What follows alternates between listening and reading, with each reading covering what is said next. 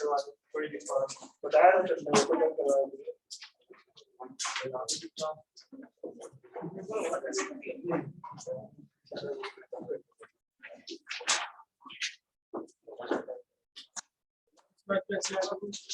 ओईसी की बात पे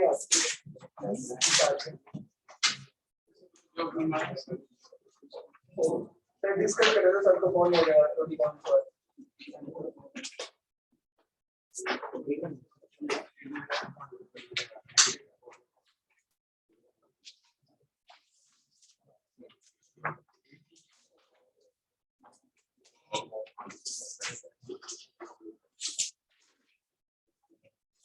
तो आप लोग कॉम्बिनेशन वाली क्लास में आएंगे और उसका काफी क्वेश्चन अगर कवर कर लिया है तो ठीक है, नहीं तो आपका रह ही गया है।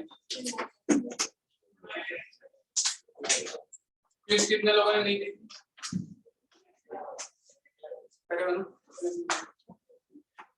जिसने क्विज नहीं की थी इसी क्लास में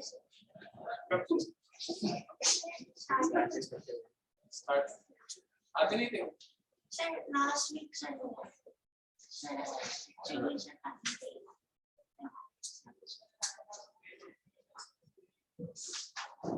और अभी क्या एब्सेंट थे?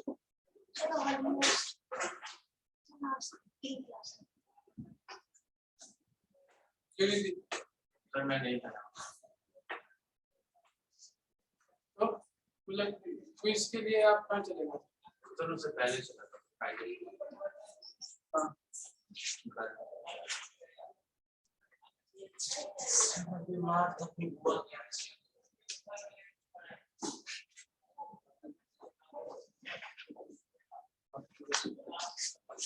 ये मास्टर क्विज दी थी? क्विज दी थी? कैसी रही?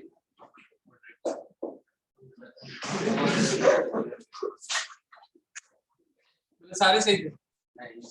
ऑलराइट। तो आप लोग कॉम्बिनेशन वाला पार्ट एक बार मैं थोड़ा सा रिवाइज करा रहा हूँ, ज्यादा नहीं, ठीक है? क्लास के लास्ट में तो कॉम्बिनेशन में सीरीज तो मैंने करा दिया था, आप लोग लास्ट क्लास जब नहीं आए थे पैरेलल किया था। मेन चीज मैंने बताई थी आपको सिमेट्री। किसी भी सर्किट की जब आप सिमेट्री देखेंगे तो आप उसमें ऐसे सबसे पहले उसका मेथड क्या होता है सिमेट्री देखने का, सबसे पहले आपको सारे पॉइंट्स को लेबल करना होता है, ठीक है? ये मैंने लिखवाया भी था, लेबल ऑल पॉइंट्स, ठीक है? उन सब के नाम रखने हैं, ए बी सी डी जैसे भी आप लेबल करेंगे उन सब के नाम रखने और जो भी नाम आप सिमेट्रिकली सेम रख सकते हैं आप उन्हें सेम ही रखेंगे, ठीक है? लेबल सिमेट्रिकल पॉइंट्स आइडेंटिकल,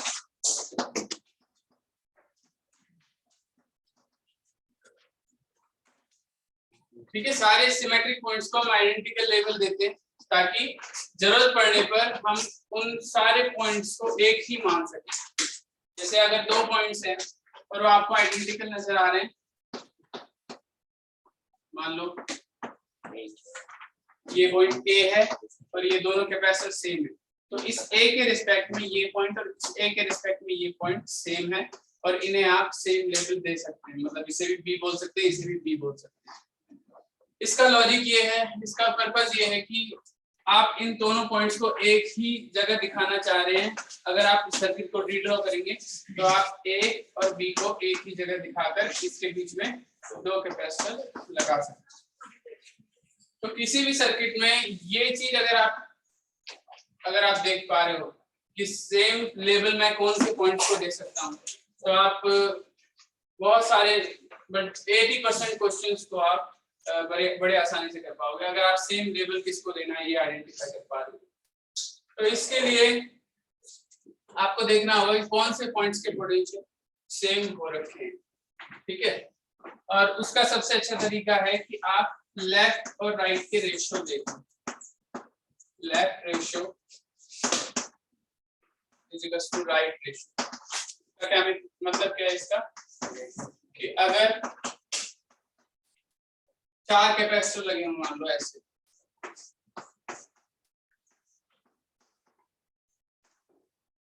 और यहाँ लगी है कोई भी सेल लगा हुआ है, तो ये अगर रेशियो C1 और C2 लेफ्ट साइड है और C3 C4 राइट साइड है, अगर C1 C2 के रेशियो C3 C4 के रेशियो के इक्वल हैं, तो आप इनके बीच वाले पॉइंट्स को आइडेंटिकल बोल सकते हैं, ठीक है। ये पॉइंट अगर M है तो ये पॉइंट भी M हो। तो इसका सबसे अच्छा तरीका तो रेशियो देख के आप कर सकते हैं। बाकी इसके अलावा जैसे अगर आपको सिमेट्री, ज्योमेट्रिकल सिमेट्री भी नजर आ रही है, तो भी आप पॉइंट्स को सेम लेवल दे सकते हैं। मान लो आपको हेक्सागन नजर आ रहा है, इस तरह से हेक्सागन नजर आ रहा है, तो भी आप ऊपर और नीचे वाले पॉइंट्स को सेम लेवल दे सकते हैं। इसको PP, इसको QQ, इस तरह से। अब आप ये मत करना कि आप इन चारों को सेम लेवल दे रहे हैं, क्योंकि चारों आइडेंटिकल नहीं है। बैटरी के रिस्पेक्ट में देखा जाता है कि कौन से पॉइंट्स को सेम लेवल दिया जा सकता है। तो बैटरी के, आप ऐसे समझो, बैटरी के परपेंडिकुलर लाइन पर होने चाहिए पॉइंट्स। जैसे सेल है तो इसके परपेंडिकुलर लाइन के पॉइंट्स को ही आइडेंटिकल बोलेंगे, पैरेलल लाइन के पॉइंट्स को नहीं बोलेंगे, क्योंकि बैटरी की डायरेक्शन में तो पोटेंशियल चेंज हो रहा है, बैटरी के परपेंडिकुलर पोटेंशियल कांस्टेंट, इसलिए आप इन पॉइंट्स को सेम लेवल। और भी ऐसे सिमेट्रिकल ज्योमेट्री के बहुत सारे एग्जांपल्स आपको देखने को मिल जाते हैं। तो दो ही चीजें हैं, या तो आपका आप रेशियो देख लो सेम है कि नहीं है, ठीक है, या फिर आप ज्योमेट्रिकली देख लो कि पॉइंट्स आइडेंटिकल लग रहे हैं। इसके अलावा और कोई आपको इसमें आपको और ज्यादा चिंता करने की जरूरत नहीं है। रेशियो और ज्योमेट्री से आपका सारे क्वेश्चन हो जाएंगे, है ना, इसमें कोई प्रॉब्लम। इसके अलावा तो कुछ सिमेट्री, इसके अलावा बस एक चीज बचती है 3D की सिमेट्री, ठीक है। 3D की सिमेट्री को देखना, वो मैं थोड़ा बता देता हूँ। 3D की वो ऑक्टागोनल वाले पर वापस बताइए। ऑक्टागोनल क्यूब जैसा भी बनाया था सर आपने ऑक्टागोनल। अच्छा, वो लास्ट का एग्जांपल दिया था, चलो वो भी डिस्कस कर लेते हैं, उसी में एक सिमेट्री डिस्कस कर। तो 3D में आप ये कोशिश करो, जैसे अगर 3D की सिमेट्री नजर आ रही है तो बहुत अच्छी बात है। जैसे एक क्यूब का एग्जांपल लेते हैं। अगर एक क्यूब में सेल डायगोनली अपोजिट एंड्स पे मैं लगा देता हूं, तो अगर आपको इसकी सिमेट्री नजर आ रही है तो इसमें तो आ जाती है बड़ी आसानी से, क्यों? क्योंकि डायगोनली अपोजिट है, तो बैटरी की सिमेट्री के लिए लगी हुई है। और हम देख सकते हैं कि कौन कौन से पॉइंट सिमेट्रिकल हो जाएंगे। यहाँ से जैसे चार्ज चला तो इन तीनों में इक्वली बटा, तो ये पॉइंट अगर A है तो इसके रिस्पेक्ट में ये भी M हो जाएगा, ये भी M हो जाएगा और ये भी M हो जाएगा, क्योंकि जिन 3 ब्रांचेस में चलेगा उसके हिसाब से MM हो जाएगा। इसी तरीके से इस पॉइंट पे चार्ज आके क्यों निकलेगा, क्योंकि सेल में उतना ही जाएगा, तो ये तीनों से आ रहा होगा चार्ज आइडेंटिकली, तो इस पॉइंट के रिस्पेक्ट में ये भी N हो जाएगा, ये भी N हो जाएगा, ये भी N हो जाएगा। तो आप देख सकते हैं कि इसमें लेबल करना बहुत आसान है ना। और बस हमारे पास 4 पॉइंट्स आ गए। अब इन 4 पॉइंट्स को रीड्रॉ कर सकते हैं, A, M, N और B, ठीक है। इन सबको इनके बीच में बना सकते हैं। A और M के बीच में 3 बनेंगे, M और B के बीच में भी 3 बनेंगे, और बाकी के जो 6 बचे उनके बीच में बन जाएंगे, ठीक है। ये सबसे आसान तरीका क्वेश्चन होता है। डायगोनली वाला सर। देखो अगर आप प्लेस वाला, हाँ बता रहा हूँ यार, वैसे कल मैं उसको बता चुका हूँ, लेकिन चलो अब दोबारा डिस्कस कर लेते हैं। तो जब आप फेस डायगोनल वाले पॉइंट्स पर आएंगे, देखो अगर इसी क्यूब में मैं ऐसे क्वेश्चन पूछता हूं आपसे,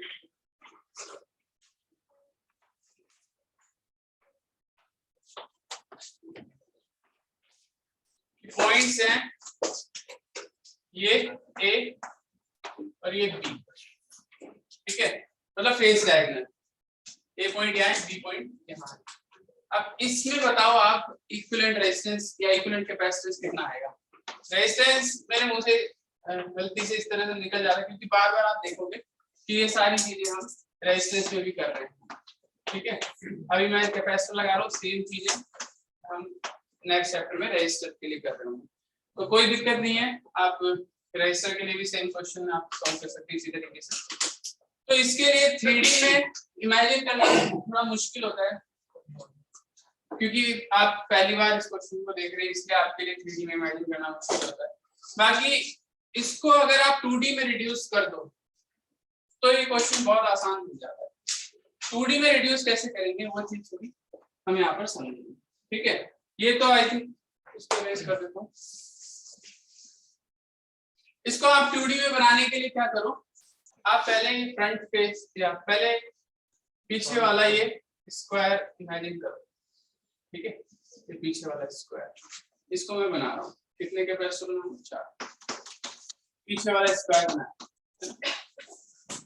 अब मैं ये आगे वाला स्क्वायर बना रहा हूँ, ठीक है। ये वाला स्क्वायर बना रहा हूँ फ्रंट वाला, तो मैं इसको आगे बनाऊंगा। मैंने ऐसे क्यों बनाया, मैं वायर तो कितने भी बड़े दिखा सकता हूँ, ठीक है। कैपेसिटर बस सेम तरीके से लगा लो, वायर तो कैसे बना। ये कौन सी स्क्वायर बनाया मैंने, पीछे वाला और आगे वाला, ठीक है।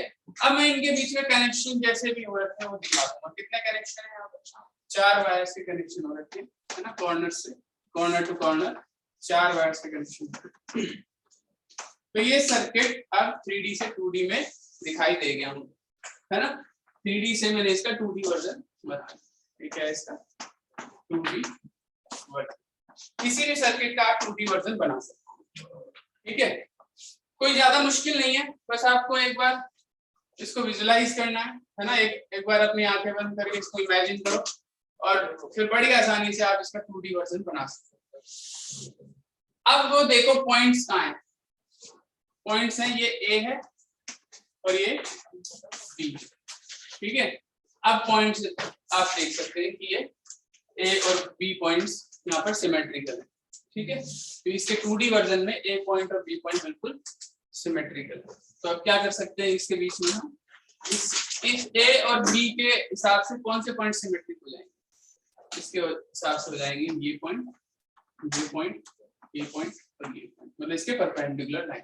जैसे बैटरी ऐसे लगी है तो इसके परपेंडिकुलर लाइन वाले पॉइंट्स सिमेट्रिक, इनको आप ज्वाइन कर सकते हो डायरेक्ट, ठीक है। इन 4 पॉइंट्स को, इसको भी M बोल दो, इसको भी M बोल दो, इसको भी M बोल दो, इसको भी M बोल दो, ये चारों पॉइंट्स का ज्वाइन कर सकते हैं आसान, ठीक है। इसे इमेजिन करो, इन चारों पॉइंट्स को पकड़ के आपने चिपका एक ही पॉइंट, तो जो सर्किट बनेगा उसकी कैपेसिटेंस हम लिख सकते हैं, ठीक है ना। और इनके बीच की कैपेसिटेंस का क्या होगा, ये शॉर्ट होगा, ठीक है, क्योंकि सेम पॉइंट्स के बीच में जो कैपेसिटर होता है वो शॉर्ट होगा। बस इनको हटा सकते हो और इन चारों पॉइंट्स को ज्वाइन कर सकते हो, इससे कैपेसिटेंस निकल जाएगी। वैसे अभी भी इसको डायरेक्ट हटा के आप सिंपली सॉल्व कर सकते हो, ठीक है। क्या आंसर आया था, 4C/3 आ रहा, ठीक है। अब तो कर सकते हो इसको सॉल्व। तो मैं तो यही कहूंगा कि आप इनके आंसर्स डायरेक्ट याद रखें। इसका क्यूब डायगोनल का क्या आंसर आता था, क्यूब डायगोनल का यहाँ पे लिख रहा हूं मैं, क्यूब डायगोनल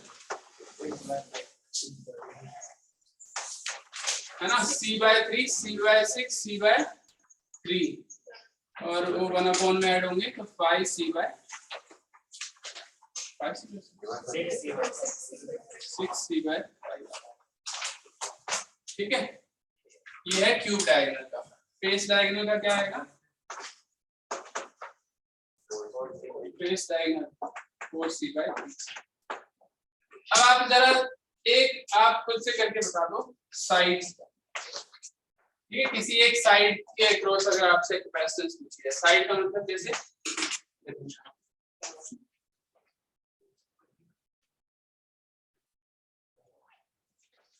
किसी एक साइड के लिए आपसे ऐसे पूछ सकता है, क्यूब है, इसकी हर ब्रांच में एक कैपेसिटर लगा हुआ है और ये साइड है ना ए और ठीक है, कोई भी साइड हो सकती है, सारी साइड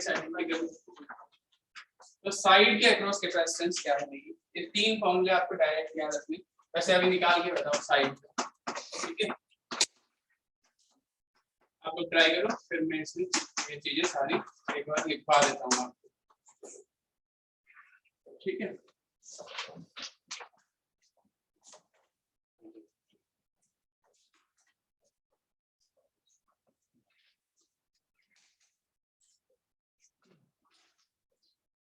आप इस चीज को विजुलाइज करो, अगर यहाँ सेल लगाया जाता है तो कौन से पॉइंट्स आइडेंटिकल होंगे,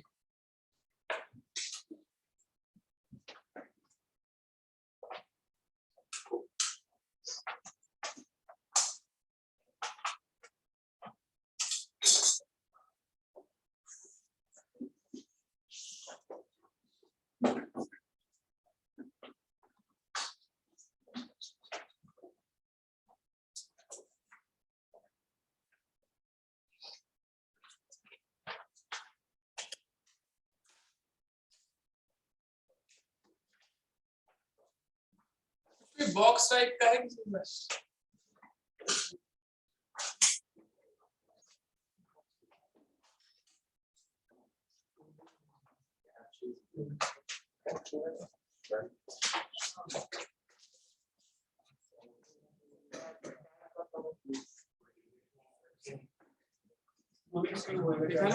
कितना बड़ा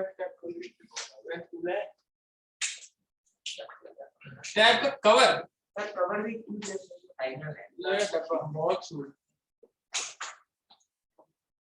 अगली क्लास में रूबिक्स क्यूब दे देंगे। आप यहाँ पर जैसी कनेक्शन बनाओगे, आप खुद सोचो, यहाँ से मान लो इलेक्ट्रिसिटी फ्लो होती है, तो कौन से पॉइंट्स पे इलेक्ट्रिसिटी सेम टाइम पे पहुंचेगी, आइडेंटिकल, चलो मैं नाम दे देता हूँ, P Q R S T U, कौन से पॉइंट्स आइडेंटिकल होंगे, देखो यहाँ पर जैसे ही आप कनेक्शन लगाओगे ना, आपने इलेक्ट्रोड्स लिए और यहाँ पर टच करा है, यहाँ से इलेक्ट्रिसिटी फ्लो हुई, तो कौन से पॉइंट पे इलेक्ट्रिसिटी सेम टाइम पे पहुंची, इस तरह से पी और आर पे सेम टाइम पे पहुंची, ये पॉइंट्स आइडेंटिकल हुए कि नहीं, इसको पी बोल दूं, ऐसे ही यूटी भी सेम हुए कि नहीं हुए, इसको टी बोल दूं, ठीक है, और फिर ये तो खैर अलग ही है ना, क्यू और एस तो अलग ही पॉइंट्स, यानी इस क्यूब में यहाँ पर जब आप बैटरी लगाओगे, यहाँ पर जब आप इलेक्ट्रोड टच कराओगे, तो कौन से पॉइंट्स आइडेंटिकल दिख रहे हैं हमें, पीपी और टीपी, यानी ऊपर वाले दोनों और नीचे वाले ये दोनों, ठीक है, क्लियर है, इसको भी 2D में कर लिया तो हाँ 2D से भी कर सकते हो, 2D में आप इसी में कर लो, ये 2D वर्जन ही है इसका, है ना, यहाँ बस एक कैपेसिटर लगा दो, जो हमने हटा दिए थे, यहाँ ए और बी यहाँ पर ले लो, ठीक है, कोई भी साइड ले सकता है, फिर तो मैं ये ले लेता हूँ, मैंने कौन सी ली, ये लिया, तो ये ए बी होगी, अब इसके रिस्पेक्ट में आपको देखना है कौन से पॉइंट्स आइडेंटिकल, खैर क्यूब में ही नजर आ गया हमें कि ये पॉइंट्स, ये दोनों और नीचे के ये दोनों पॉइंट्स आइडेंटिकल, सबको नजर आ रहा है,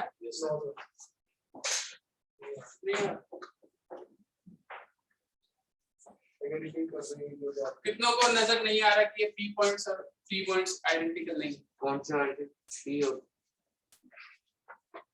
पीपी और टी, कितनों को आ रहा है,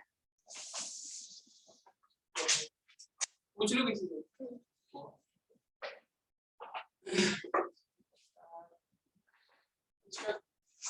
2D वर्जन में अगर मैं आपको समझाऊं, बॉक्स से ये बना लिया आप लोगों ने, Yes, ये sir. चीज नोट कर ली, अब इसी में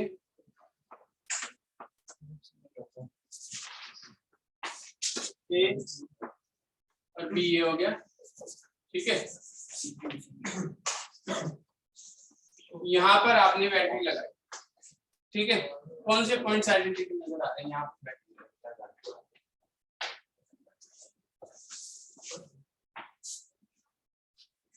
छोटा स्क्वायर में जाओ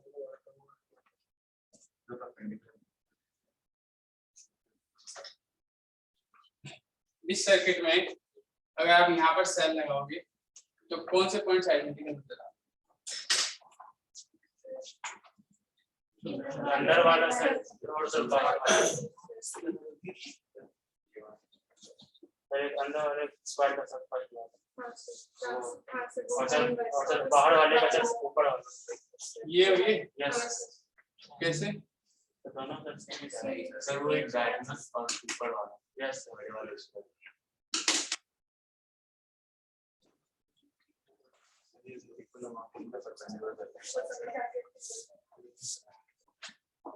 देखो चार जैसे चल रहा है, ये तो नहीं होना चाहिए छोटे वाले स्क्वायर की जो ऊपर वाली इसमें भी 2D में विजुलाइज हो नहीं रहा, कब बॉक्स फिट है, ये भी तो नीचे फिट है, सर बॉक्स से बेटर बॉक्स से ज्यादा अच्छे से विजुलाइज हो रहा है, तो 3D में ज्यादा बढ़िया है। ये पॉइंट और ये पॉइंट अगर मैं आपको बोलूं तो ये तो कभी विजुलाइज नहीं होंगे ना, ये समझ सिमेट्रिकल भी नहीं दिख रहा है, वो तो आप इधर से देखते हो सर, तो यूपीएस को 10 का हो नहीं पाता है, पीछे बहुत से उठा लूं खाली है पीछे वो तो वही उतना ड्रामा नहीं है, ये 2D से इतना अच्छे से विजुलाइज नहीं होगा, यहीं से यहाँ से विजुलाइज करना आसान है, यहाँ से अगर चार जैसे डिवाइड होगा तो इन दोनों पॉइंट्स पे आइडेंटिकल सर तो उसमें क्या होगा सर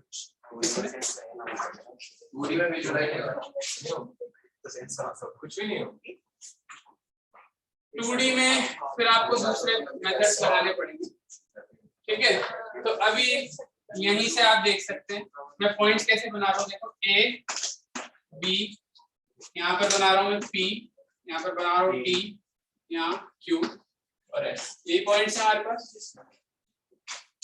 AB के बीच में ये लगा हुआ, इसको लगा दो, AP के बीच में कितने लगाऊंगा, AP के बीच में 2, ठीक है, PT के बीच में लगाऊंगा क्या, P और T के बीच में 2 लगेंगे, एक इधर मतलब इसको ज्वाइन कर दो एक तरह से, ऐसे ही PQ के बीच में कितने लगेंगे, एक लगेगा, दो लगेगा एक ऊपर एक साइड वाला, इसके बीच में एक ही लगेगा, यहाँ पर भी 2 लगेगा, अब सॉल्व कर लोगे इनको, ये क्या हो गया 2C, ये C, ये 2C है ना, 2C और 2C सीरीज में C और C और C/2, ठीक है, सीरीज में C/2 किसके साथ पैरेलल में हो गया, 2C के साथ, है ना, कितना हो गया 5C/2 और 5C/2 किसके साथ सीरीज में हो गया, 2C और 2C, C के साथ सीरीज में हो गया, 5C/2 किसके साथ सीरीज में हो गया, C के साथ, तो C1 C2 अपन C1 प्लस C2 कितना बन रहा है 5/, कितना हो रहा है 7, 5/7 हो रहा है, ठीक है, फिर से देख लो 2C C 2C 2C 2C अरे 2C और C, ठीक है, 2C और 2C सीरीज में C और C सीरीज में C/2 पैरेलल में 2C के साथ कितना 2.5C या 5/2C, और वो किसके साथ सीरीज में फिर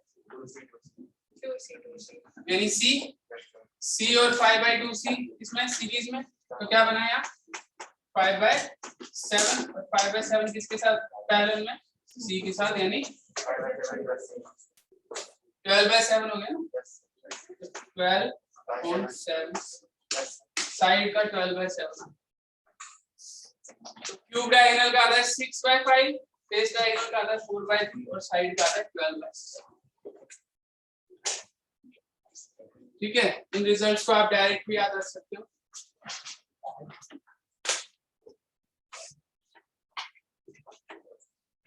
इसका 2D से अच्छे से नहीं होगा विजुलाइज, इसको 3D में ठीक है इसका विजुलाइजेशन।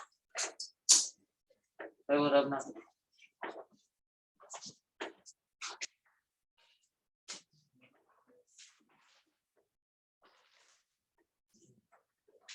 तो आप पहली कोशिश तो 3D से करेंगे हमेशा। अगर जैसे क्वेश्चन अगर 3D में दिखता है तो फर्स्ट अटेम्प्ट उसका 3D से इमेजिन करेंगे कि कौन से वायर्स, कौन से पॉइंट्स हम सेम पोटेंशियल पे रख सकते हैं, है ना।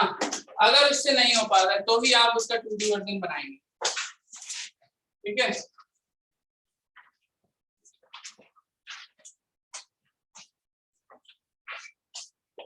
जैसे मैंने जो हेक्सागन वाला क्वेश्चन दिया था,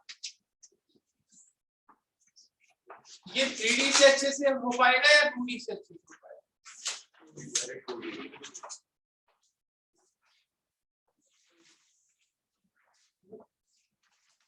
इसमें 2D वर्जन बनाना सही रहेगा या 3D से हो जाएगा विजुलाइज? मैंने बैटरी कहाँ लगवाई थी? बैटरी लगवाई थी मैंने P और Q के बीच में बैटरी लगवाई। तो आप इसे इमेजिन करें कि यहाँ से जब बैटरी कुछ चार्ज देगी तो इन 6 पार्ट्स में इक्वल बटेगा। इससे क्या होगा, ये 6 पॉइंट्स जो होंगे ना ऊपर के, ये सारे सेम हो जाएंगे, ठीक है। 3D में विजुलाइज हो पा रहा है। ऐसे ही यहाँ से जब चार्ज निकलेगा ना तो ये 6 भी सेम हो जाएंगे,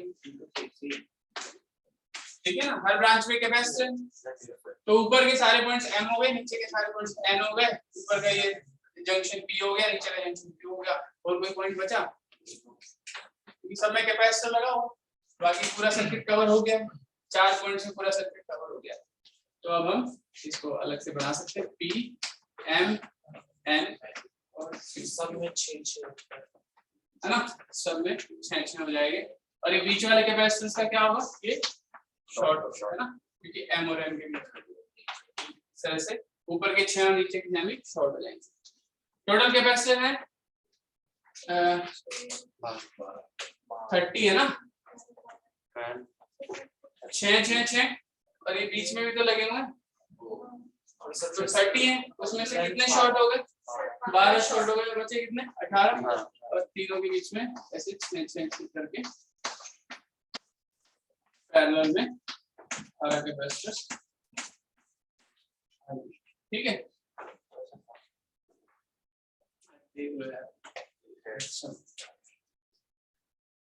तो ये इसका आंसर था। क्या था इसका आंसर? 2C था।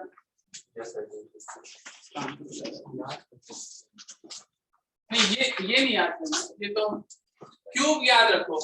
क्यूब में थोड़ा विजुलाइज करना मुश्किल होता है, क्यूब याद रखो।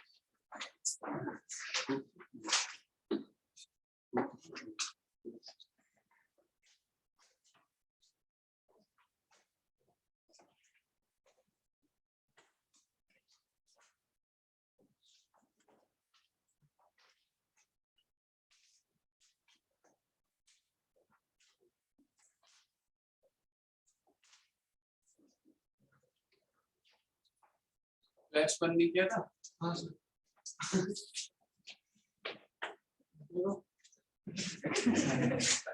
2 दिन क्लास में आता है, उसमें भी फोटो खींच रहा है।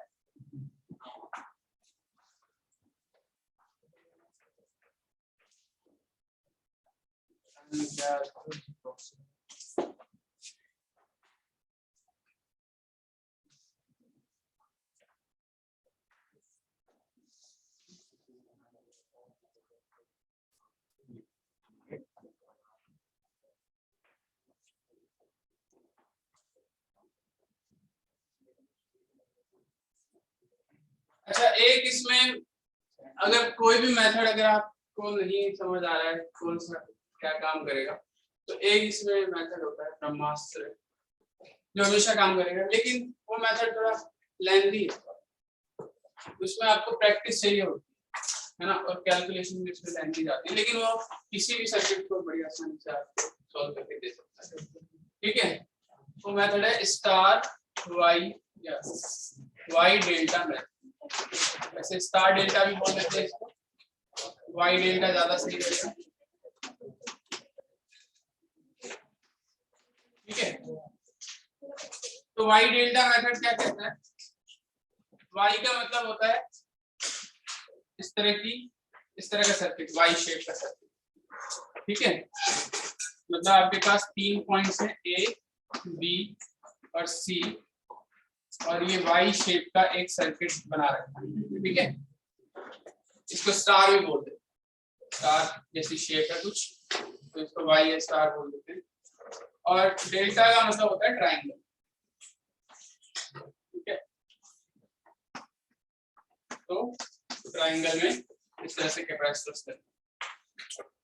ठीक है, तो ये मेथड कहता है कि अगर आपको कहीं भी वाई शेप नजर आ रही है किसी सर्किट में, तो आप उसे स्टार शेप में कन्वर्ट कर सकते हैं।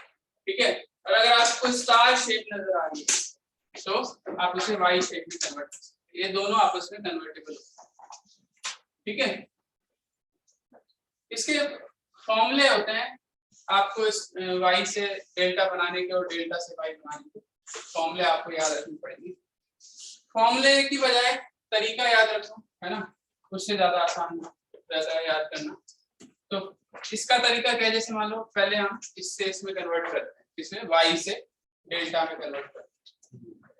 तो इन कैपेसिटर्स को मैं लिख रहा हूँ सी, इसको लिख देता हूँ मैं, ये किसके सामने है, ये ए के साथ है ना, तो इसको सी ए लिख देता हूँ। ये बी के साथ है, इसको सी बी लिख देता हूँ, और इसको मैं सी सी लिख देता हूँ।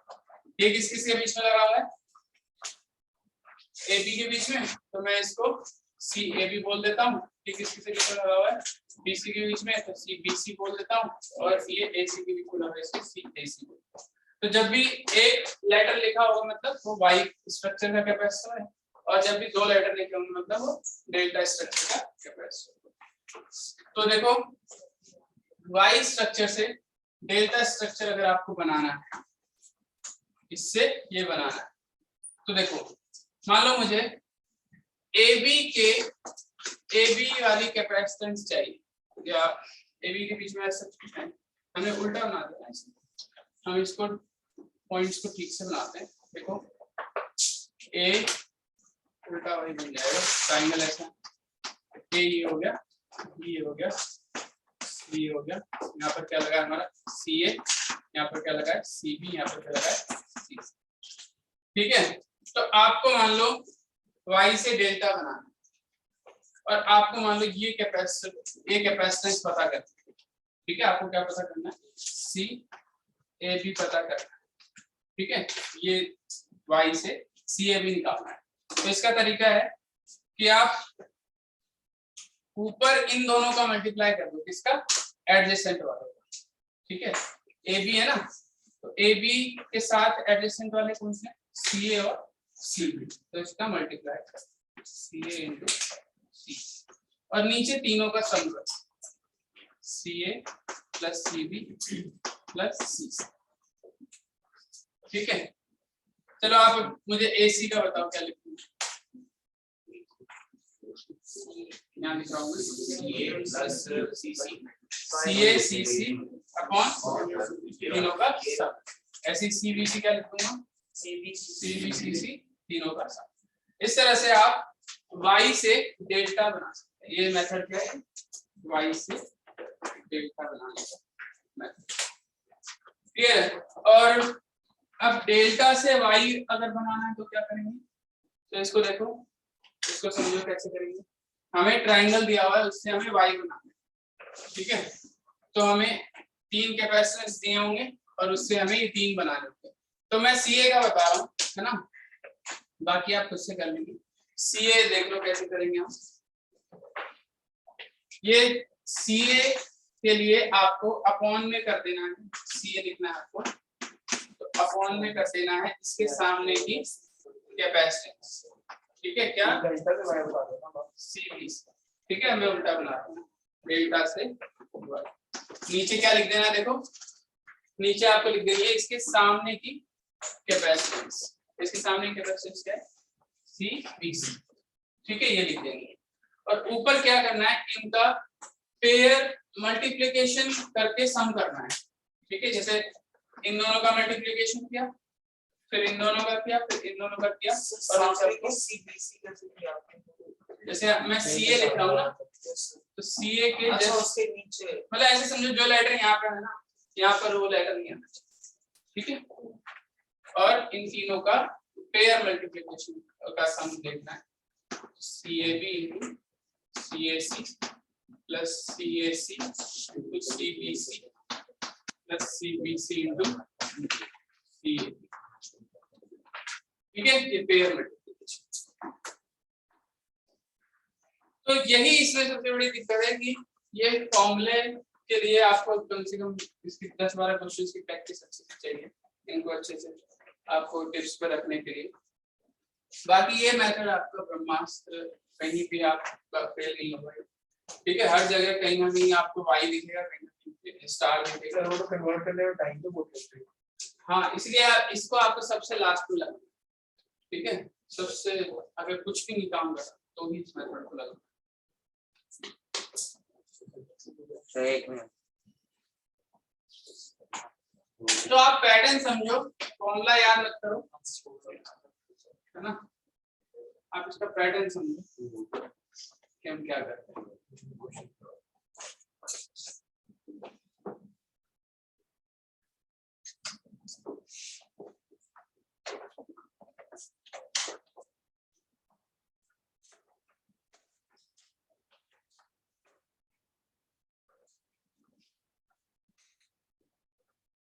तो देखो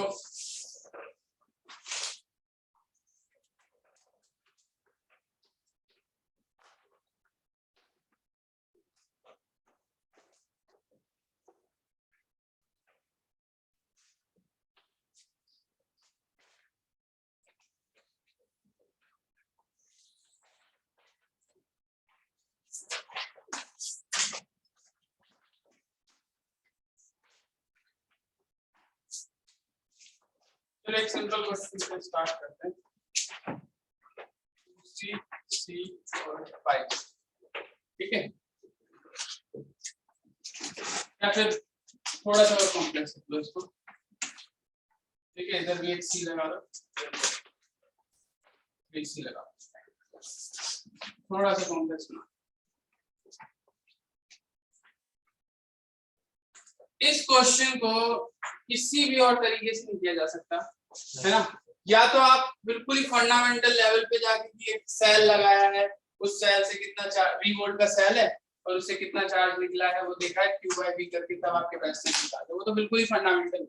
मतलब क्या कर रहा हूं मैं, एक सेल लगा दिया और इससे देखा कितना चार्ज निकल रहा है और Q/V की वैल्यू जो होगी वो इसकी कैपेसिटेंस हो जाएगी। लेकिन इतने फंडामेंटल पे नहीं जाना चाह रहा मैं। और कोई यहाँ पे ना तो सिमेट्री दिख रही है, सिमेट्री का मतलब रेशो सेम दिख रहे हैं क्या, यहाँ का रेशो क्या है 2:1, यहाँ का 5:3, रेशो भी सेम नहीं है। और लेवलिंग भी हम यहाँ पर अगर करें तो कोई ज्यादा फायदा नहीं होगा, क्योंकि इसका लेवल होगा A, तो इसका M ले लो, इसका N ले लो, इसका लेवल होगा B। लेवलिंग का भी कोई खास फायदा नहीं होगा ना। लेवलिंग का फायदा तभी होता है जब पॉइंट सिमेट्रिक नजर आते हैं, तो कोई मेथड काम नहीं करेगा।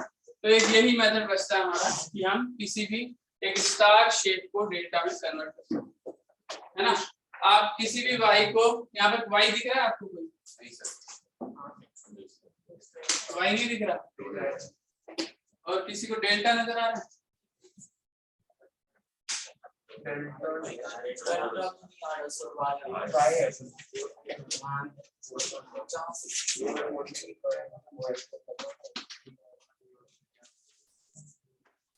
ठीक है।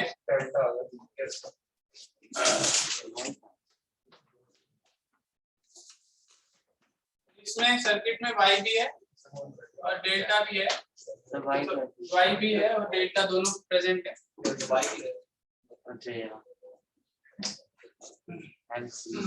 तीन वायर अगर एक पॉइंट से निकलते तो y होता है ना। ऐसे ही एक ट्रायंगल अगर बनता है तो डेल्टा होता है। तो यहाँ इस पॉइंट से 3 वायर निकल रहे हैं ना, तो एक y तो है। खैर आपकी मर्जी है, आप किसी को भी कन्वर्ट करना चाहो। मैं यहाँ से डेल्टा को y में कन्वर्ट करना चाहता हूँ, ठीक है। y को डेल्टा में कन्वर्ट, डेल्टा को y में कन्वर्ट करना चाहता हूँ, ठीक है। तो मैं कोई भी डेल्टा ले सकता हूँ, ये डेल्टा ले लो या बस क्लियर है। आप ट्राई करोगे, यस आप इस डेल्टा को ले लो, है ना। चलो हिंट देता हूँ, देखो इसमें ये डेल्टा है ना, तो इसी सारे कैपेसिटर से हट जाएंगे और इसकी जगह क्या बन जाएगा, एक वाई। वाई का मतलब इन तीनों टर्मिनल्स को के बीच में आपको ऐसे कैपेसिटर्स लगा देने हैं, ठीक है। इन सबको हटा देना और ऐसे कैपेसिटर्स आ जाएंगे इनकी जगह, और फिर इस सर्किट को सॉल्व करना बिल्कुल सिंपल हो जाएगा,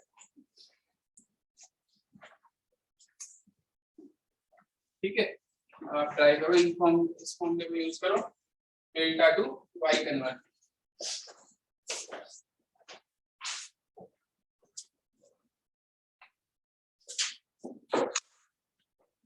इसकी प्रैक्टिस चाहिए कम से कम 10-12 क्वेश्चन अच्छे से आप। अच्छा, जो क्वेश्चन नॉर्मली भी हो रहा है ना, वो आप इससे करने की कोशिश करो, है ना। हाँ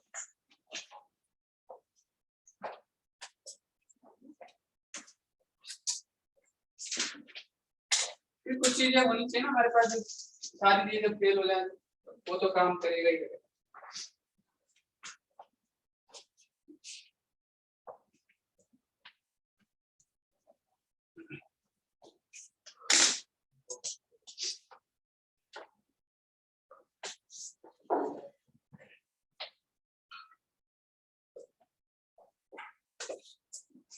तो मैं इस डेल्टा को अलग से बनाऊं, ये तो बता दूं लेफ्ट पोर्शन।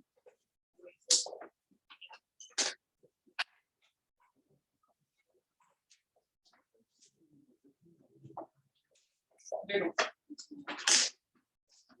ये हमारे पास डेल्टा था, ठीक है। बस इसी को कन्वर्ट कर रहा हूं मैं, ताकि बाद में बना दूंगा। इसको मैं y में कन्वर्ट कर रहा हूं, ठीक है। ये था 2c, ये था c और ये c, ठीक है। अच्छा, ऐसे कैपेसिटर्स, ऐसा डेल्टा उठाया करो जिसकी न्यूमेरिकल वैल्यू आसान हो। जैसे इसमें कौन सा वाला डेल्टा सही रहेगा, लेफ्ट वाला ठीक रहेगा ना, 2c c, क्योंकि ये दोनों भी आइडेंटिकल हो गए। वहां पर थोड़ा डेटा न्यूमेरिकल कैलकुलेशन करना टफ होता थोड़ा। यहाँ पर आप लिख सकते हैं, सबसे पहले इसको C1 बोल देता हूँ, इसको C2 बोल देता हूँ, इसको C3 बोल देता हूँ। C1 बताओ क्या होगा। C1 ऊपर तो सिंपली क्या लिखना है, सबका मल्टीप्लिकेशन कर करके दो का सम करना है ना। तो 2c into c square, 2c square, c into c square plus 2c square. तो ऊपर तो हमेशा कितना आएगा, ऊपर तो हमेशा 5c स्क्वायर आएगा ही, और नीचे क्या आएंगे, सामने वाला कैपेसिटेंस, ठीक है। अच्छा, ये मैंने क्या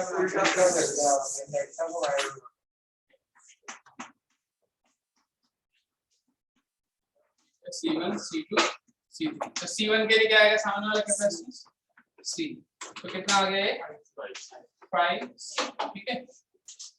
C1 ऐसे C2 कितना आ जाएगा, एक आ जाता है ना, उसके बाद दूसरे बाकी लिखना आसान हो जाता है।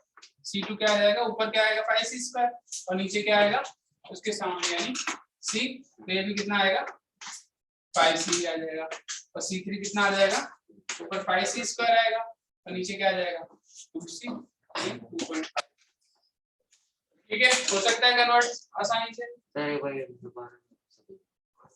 ऊपर आपको क्या करना है, इन सब का दो का मल्टीप्लाई करके सम करना, ठीक है। यानी 2c into c, c into c, c into c, ऊपर तो सब में यही आएगा। और नीचे क्या करना है, जैसे C1 लिख रहे हो ना आप, तो इसके सामने की साइड देखो कौन सी, ये वाली ना, इसके सामने की साइड। तो इस ब्रांच में देखो कौन सा कैपेसिटर है ना। देखो मैं यही बना देता हूँ C1 C2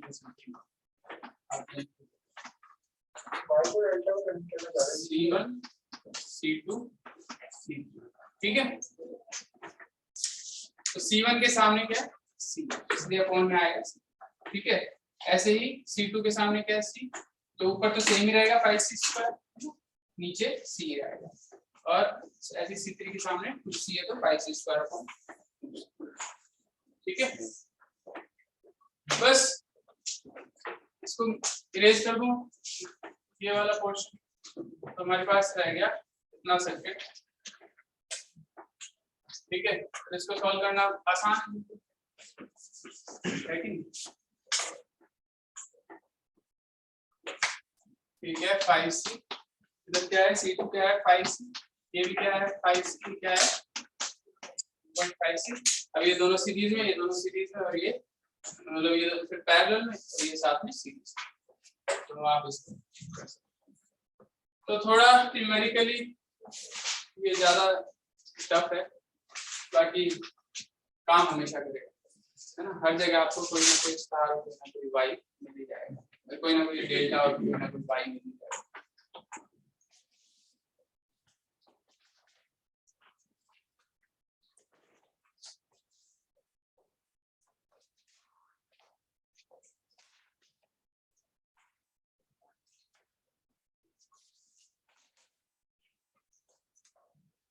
खोलने पड़ा उसमें सब पे लगेगा क्यूब में पी क्यूब काम हमेशा करेगा, चल पर जाएगा। आपको कैलकुलेशन थोड़ी बढ़ जाएगी, दिक्कत नहीं, इसलिए इसको सबसे लास्ट में लगाना है ना, सब कुछ फेल हो जाए। कर दी रेस,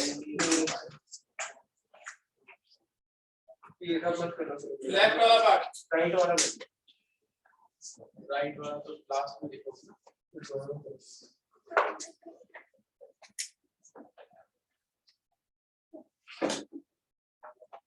क्या चिड़िया बना रहा है,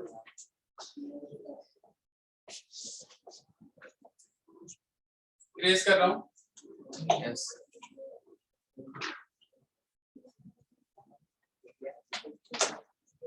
एक लास्ट क्वेश्चन आप लोग करके बता दो।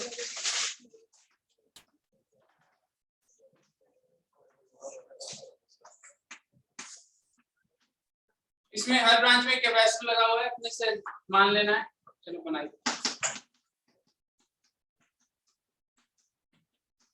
ठीक है, और इक्विवेलेंट कैपेसिटेंस बताना है। देखो अगर आप सिमेट्री से कर पा रहे हो तो पहले सिमेट्री से करो, जब वो काम नहीं करेगी तभी आप स्टार वाइज इन सब पे आओ। क्या इसमें सिमेट्री है? इस सर्किट में सिमेट्री काम कर रही है? तो ऐसे पॉइंट्स हैं जिनको आप सेम बोल सकते हो, आइडेंटिकल बोल सकते हो।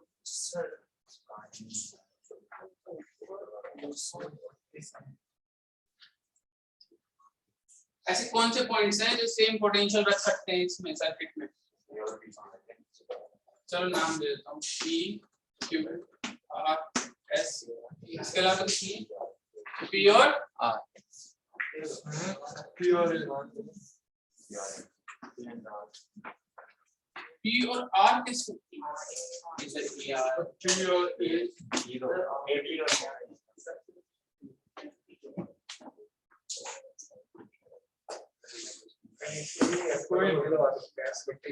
यहाँ सेल आप लगा रहे हैं, अब बताओ आप इन दोनों पॉइंट्स को टच करा रहे हैं सेल से, इन दोनों पॉइंट्स को कौन से ऐसे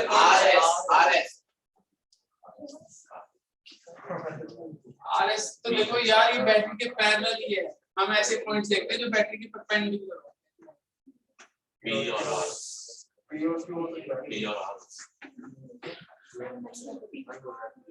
अच्छा इस पॉइंट का पोटेंशियल कितना होगा? एग्जैक्टली हाफ होगा बैटरी के हिसाब से। अगर बैटरी का पोटेंशियल 100 है तो इस पॉइंट का 50 होगा, इस पॉइंट का, क्योंकि बिल्कुल मिड में है ना।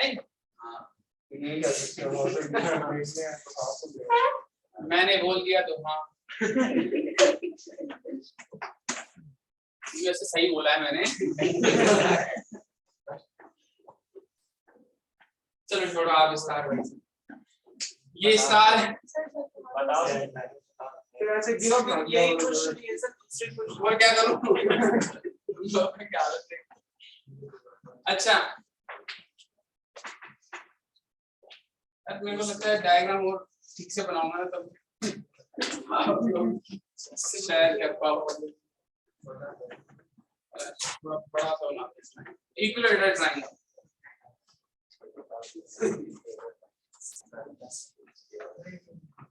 ना करो सर, हमारा तो मस्त टाइम पास है।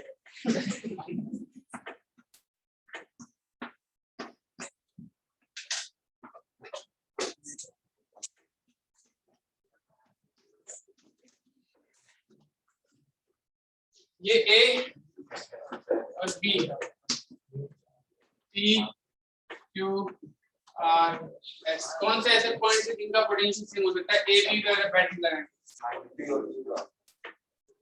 बी और क्यू का, इन दोनों का, क्योंकि ये बैटरी के बिल्कुल सिमेट्रिक है। अगर आप यहाँ पर देखें, इसका लेफ्ट साइड और इसका राइट साइड एकदम सिमेट्रिक है कि नहीं?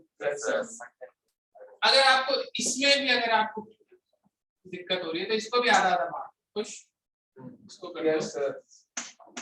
ये सी है ना, 2C 2C कर, फिर 2C 2C सीरीज में सी हो जाएगा। तब तो बिल्कुल इसका लेफ्ट पोर्शन राइट पोर्शन एकदम सिमेट्रिक है ना, इसको भी बांट दो। अब तो सब कुछ सिमेट्रिक है। तो पी क्यू बिल्कुल सेम पॉइंट्स पे, सेम पोटेंशियल पे होने चाहिए ना पॉइंट्स। तो इसमें एक ही सिमेट्री है कि पी और क्यू सेम पॉइंट्स पर होंगे। तो आप इस कैपेसिटर को चाहो तो हटा सकते हो, चाहो तो यहाँ पर रहने दो, ठीक है, इस वाले, क्योंकि ये भी पी है और ये पॉइंट भी पी। तो इस कैपेसिटर को आप चाहो तो हटा दो, अपने हिसाब से आप सीधा वायर भी जोड़ सकते हो, आपकी मर्जी है। तो मैं अब इस सर्किट को सॉल्व कर सकता हूँ कि नहीं कर सकता? ये क्या हो जाएंगे दोनों सीरीज में, फिर नीचे सी लगा हुआ है, ठीक है।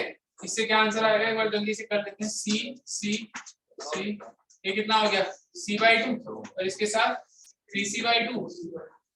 3C/2 किसके साथ सीरीज में आएगा? C और C, यानी C/2 के साथ सीरीज में आएगा। ये पूरा पोर्शन 3C/2 बन गया ना, ये पूरा पोर्शन क्या बन गया? 3C/2, ठीक है। और C और C के साथ, यानी C/2 के साथ सीरीज में 3C/2, क्या बचेगा? 3C/2 सीरीज में है C/2 के साथ, क्या बचेगा? 3/4C है ना। और 3/4C किसके साथ पैरेलल में है? C के साथ पैरेलल में है। और इधर C और C, C/2 है ना, C/2 C, और यहाँ क्या बचा? 3/4 C/2 C और 3/4C, कितना बन रहा है?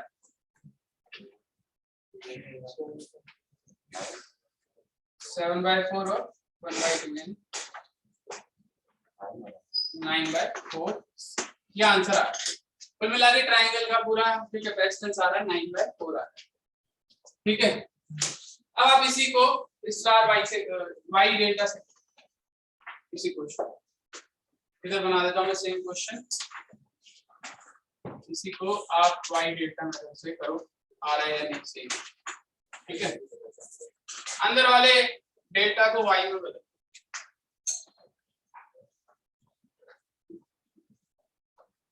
अंदर वाले डेल्टा को वाई में बदलो। तो उससे होगा क्या?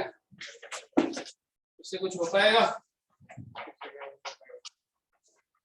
इसको अगर मैं वाई में बदलूं, ऐसा वाई बनेगा। अब हो जाएगा ये कुछ,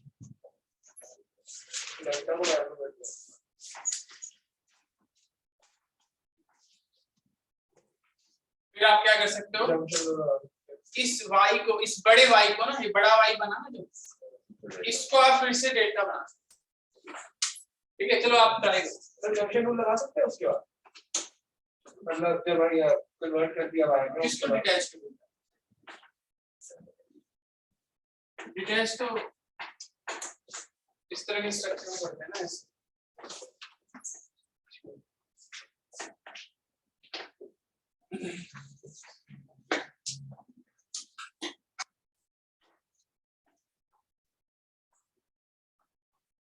तो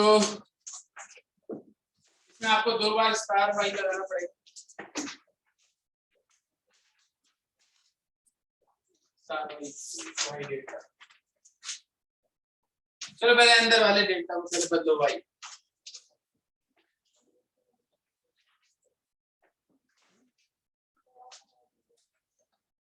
बड़ा सा y जो बनाया उसको फिर से डेल्टा में बदलो।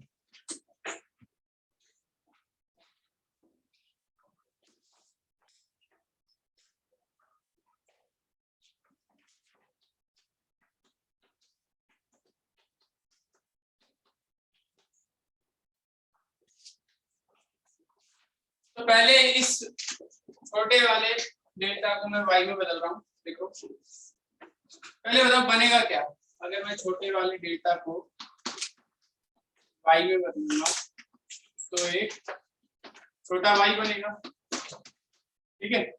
इसकी सारी कैपेसिटेंस c है, तो इसकी क्या होंगी, तीनों इक्वल ही होंगी। कितनी कितनी होंगी, डेल्टा को y में बदल रहा हूँ, क्या होगी 3c आ रही है सबकी। क्या करते हैं पेयर में मल्टीप्लाई करते हैं, तो cc यानी 3c² और अपॉन में क्या आता है सामने का कैपेसिटेंस यानी अपॉन c यानी 3c बचेगा। इसकी सारी कैपेसिटेंस क्या होंगी 3c, ठीक है। यहाँ पर लगा दूं मैं, क्या बन जाएगा मेरा स्ट्रक्चर, अब क्या बन जाएगा, ये तो बड़ा डेल्टा है, बीच में क्या बनेगा ये c और 3c, c और 3c, c और 3c, मतलब 3c और c, ठीक है। 3c c 3c c 3c c। तो हर ब्रांच में मैं क्या बोल सकता हूँ, कितनी कैपेसिटेंस है 3c और c सीरीज में, तो कितनी है हर ब्रांच में 3c into c upon 3c plus c यानी c/4c है हर ब्रांच में, ठीक है। अब मुझे y को डेल्टा में बदलना है, इस y को मैं डेल्टा में बदल सकता हूँ, तो मैं इस मिडिल y को डेल्टा में बदलूंगा। अच्छा डेल्टा में बदलूंगा तो डेल्टा के ऊपर डेल्टा आ जाएगा, डेल्टा ऑलरेडी है और उसके ऊपर भी डेल्टा आ जाएगा, यानी इस तरह से दो डेल्टा नहीं बन जाएंगे। तो एक डेल्टा तो c वाला है ना, जो पहले ही था, और दूसरा डेल्टा कितने का आएगा बता सकते हो, उसकी जो y थी, y के कैपेसिटेंस क्या थे 3c/4। अब उससे जब आप डेल्टा बनाओगे तो उसकी कैपेसिटेंस क्या बनेगी, ये तो सारे c, इससे जब आप डेल्टा बनाओगे तो क्या बनेगी 3/2। क्या करते हैं 9/16 ऊपर क्या आता है 2 का मल्टीप्लाई है है ना, जैसे मान लो सारे c होते हैं तो ऊपर क्या आता है 2 का मल्टीप्लाई और नीचे क्या आता है तीनों का सम, तो क्या हो जाएगा c/3 हो जाएगा ना। मतलब सारे अगर इक्वल होते हैं और y से डेल्टा बनाना होता है तो क्या हो जाता है 1/3 हो जाते हैं, तो ये सारे कितने कितने हो जाएंगे c/4 c/4 c/4, और हर किसी में ऐसे c और c/4 पैरेलल में जोड़ेंगे तो क्या हो जाएगा फाइनली 5c/4 पैरेलल में, ठीक है। तो एक डेल्टा बच रहा है हमारे पास, ये a पॉइंट है, ये b पॉइंट है, और सारे कैपेसिटर कितने बच रहे 5c/4, ठीक है। अब आप क्या कर सकते हो, सिंपली इनको सीरीज में, तो कितना हो जाएगा 5c/8 और यहाँ 5c/4, तो सीरीज में कैसे करते हैं c1 c2 अपन c1 plus c2,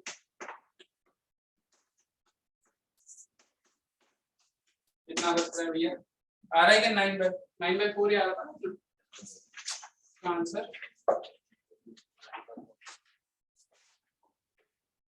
आ रहा है क्या देखना 25/32, नीचे क्या आएगा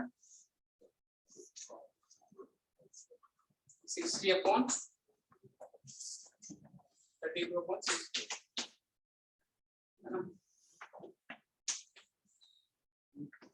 5/12, और इसको ये तो क्या सीरीज 5/8 और इसके साथ, अरे यार क्या कर सकते, पैरेलल में हो जाएगा ना, 5c/8 और ये पैरेलल में 5c/8 प्लस 5c/8, कोई बोल भी नहीं रहा, तो कितना हो गया 3 15c/8 और वो क्या आ रहा था, क्या गड़बड़ हो गई,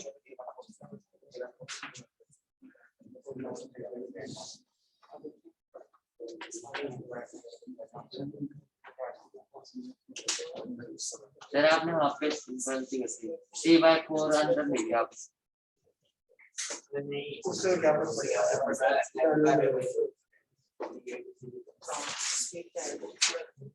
ये हटा था, ये क्या था c/2, तो ये क्या था 3c/2, तो ये बन गया था प्लस c/2 बन गया था, c/2 के साथ सीरीज में आया था 3/4 बन गया था,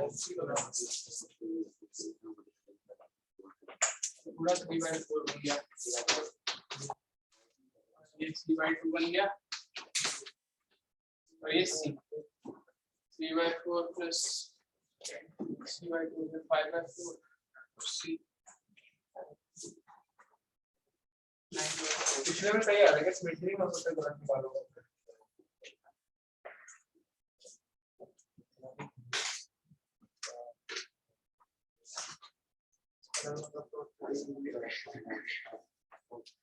तो पहले डेल्टा स्टार बना तो सबका 3c हो गया, फिर 3c इसके साथ आया 3/4 हो गया, 3/4 से कन्वर्ट किया डेल्टा में तो 1/4 हो गया, वही सबके साथ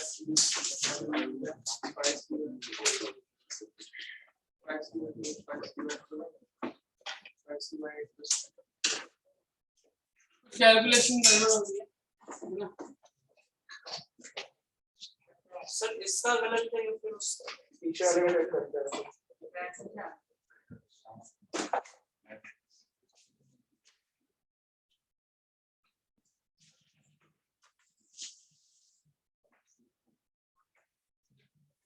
चलो इसको देखते हैं, कैलकुलेशन में दिक्कत होती होगी, बाकी आना तो सेम चीज दोनों सेम,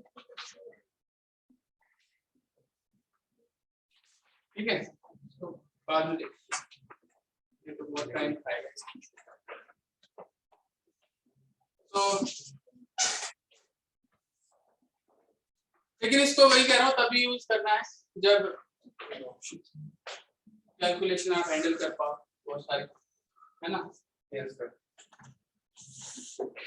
अब ये सेम चीजें हम दोबारा रजिस्टर में पढ़ेंगे, हम इसमें नेक्स्ट टॉपिक स्टार्ट करते हैं,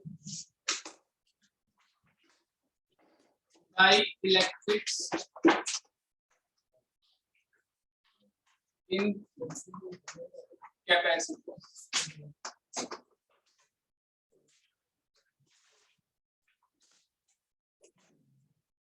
डाइइलेक्ट्रिक वो जंक्शन उनकी थोड़ी थी ना, आपको बात है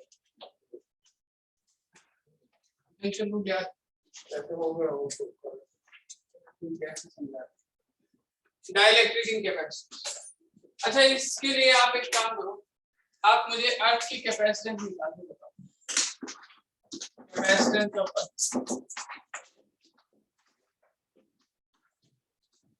अर्थ क्या एक स्फीयर, और स्फीयर की सिंगल स्फीयर की कैपेसिटेंस निकाल सकते हैं क्या? हाँ, अगर उसका दूसरा पेयर इनफाइनाइट उठाने तो क्या आती है 4πε आती है ना, तो एक बार देखना कितनी आ रही है, 4πε को मैं क्या लिख सकता हूँ 1/k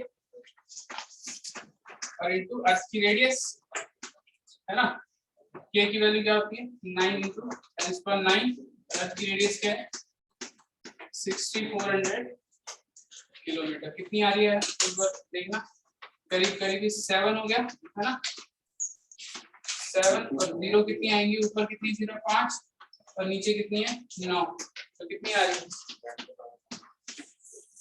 -4 आ रही है ना।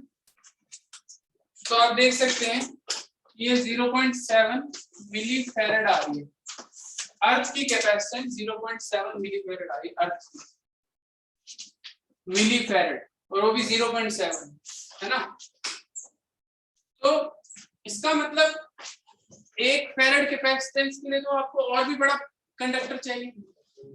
अगर आपको मिली से आपको मान लो 1 फैरेड तक आना है तो 1000 गुना रेडियस बढ़ानी पड़ेगी और भी ज्यादा।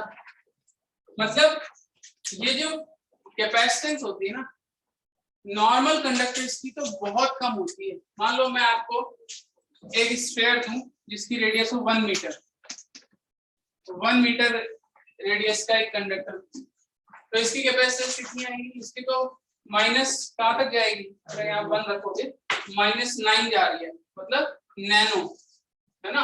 और नैनो भी पूरा पूरा नहीं आ रहा, पॉइंट्स में आ रहा है। तो मतलब छोटे मोटे कंडक्टर्स की कैपेसिटेंस तो बहुत कम होगी जब अर्थ की मिली फैरेड में आ रही है, तो छोटे मोटे कंडक्टर्स की कैपेसिटेंस तो बहुत कम होगी।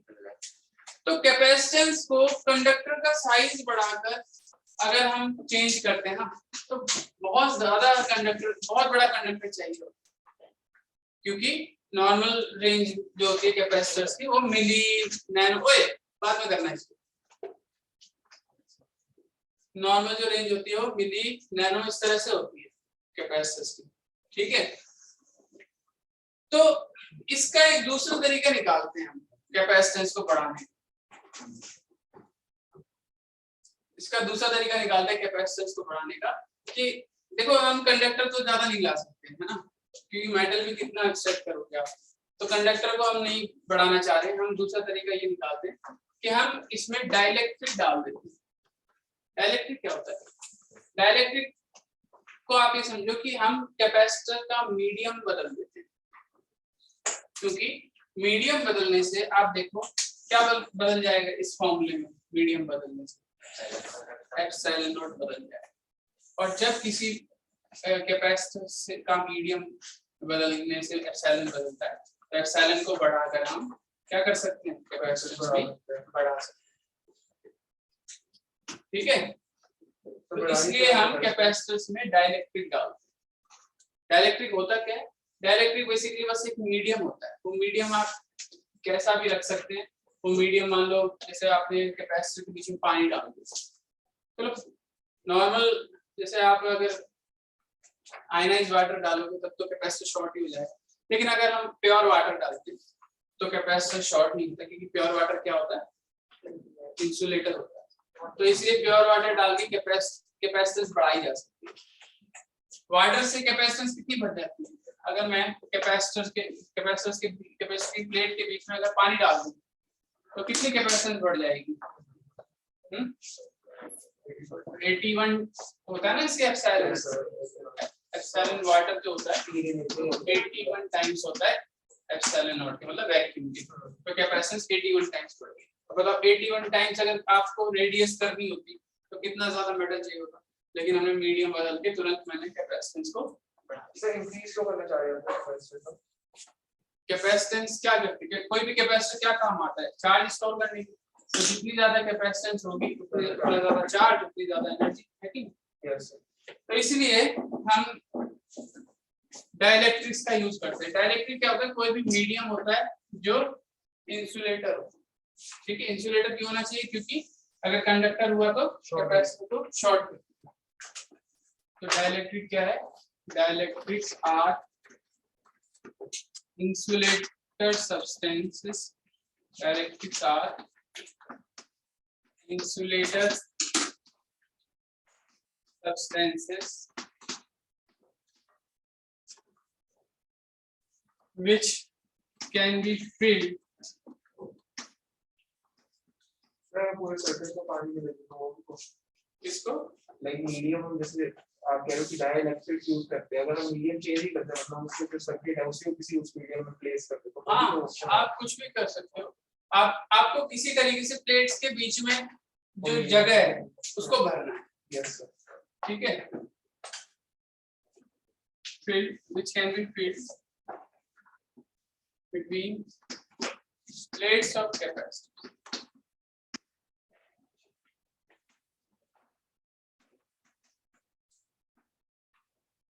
तो होता क्या है कि इससे परमिटिविटी बदल जाती है, ठीक है। Due to dielectric permittivity of medium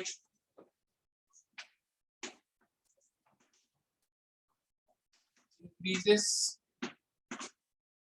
है ना, so capacitance also increases,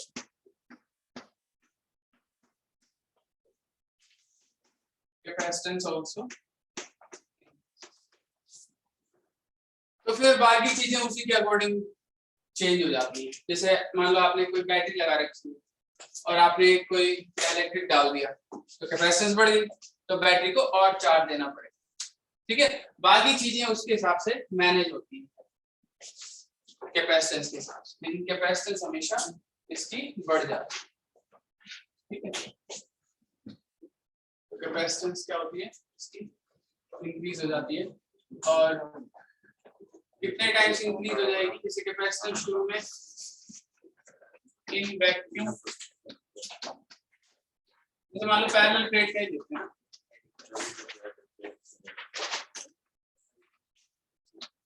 parallel plates का लेते हैं तो वैक्यूम में कितनी कैपेसिटेंस होती है, प्लेट्स का एरिया अगर a है, डिस्टेंस अगर d है, नहीं मानेगा, कैपेसिटेंस कितनी होती है इसकी, a एप्सिलॉन अपॉन d, है ना, पैरेलल प्लेट्स की। लेकिन ये वैक्यूम है और अगर इसके बीच में आपने भर दिया कोई मीडियम तो कैपेसिटेंस हो जाएगी मीडियम की परमिटिविटी के अकॉर्डिंग, यहाँ पर आ जाएगा एप्सिलॉन, ठीक है। क्या है, क्या भर दिया आपने, डाइलेक्ट्रिक हमेशा इंसुलेटर होते हैं, और क्योंकि अगर कंडक्टर हुआ तो कैपेसिटर शॉर्ट हो जाएगा, इसलिए इंसुलेटर यूज किया जाता है। अब जो न्यू कैपेसिटेंस होगी C डैश हो जाएगी A एप्सिलॉन ओवर D, तो C डैश जो होगी इसको मैं क्या लिख सकता हूँ, C इनटू क्या लिख सकता हूँ, एप्सिलॉन अपॉन एप्सिलॉन, दोनों को अगर डिवाइड करके C डैश को ऐसे लिख सकता हूँ, ठीक है। ये जो एप्सिलॉन अपॉन एप्सिलॉन है क्या है, इसको क्या बोलते हैं हम, याद है, एप्सिलॉन R, और क्या बोलते थे, रिलेटिव परमिटिविटी, यानी किसी मीडियम की रिलेटिव परमिटिविटी अगर आपको पता है, ये रेज कर दो, यस। तो अगर आपको किसी मीडियम की रिलेटिव परमिटिविटी पता है तो आप उसकी नई कैपेसिटेंस लिख सकते हैं, C dash equals to C into relative permittivity,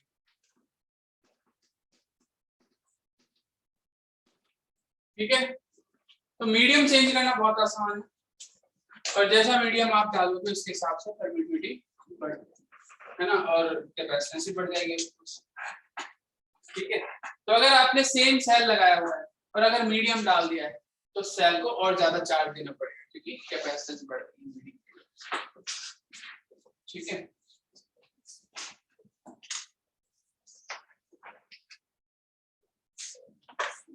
अच्छा, ये जो रिलेटिव परमिटिविटी है ना, अब आपको ये रिलेटिव परमिटिविटी एप्सिलॉन R से नहीं देखने को मिलेगी, आपको ये K से देखने को मिलेगी, ठीक है।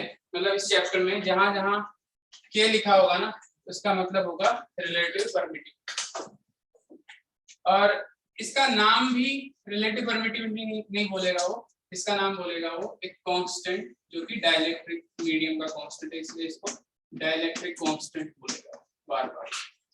आपको जो बुक्स में देखने को मिलेगा ना ये रिलेटिव परमिटिविटी, वो डाइलेक्ट्रिक कांस्टेंट के नाम से देखने को मिलेगा, ठीक है।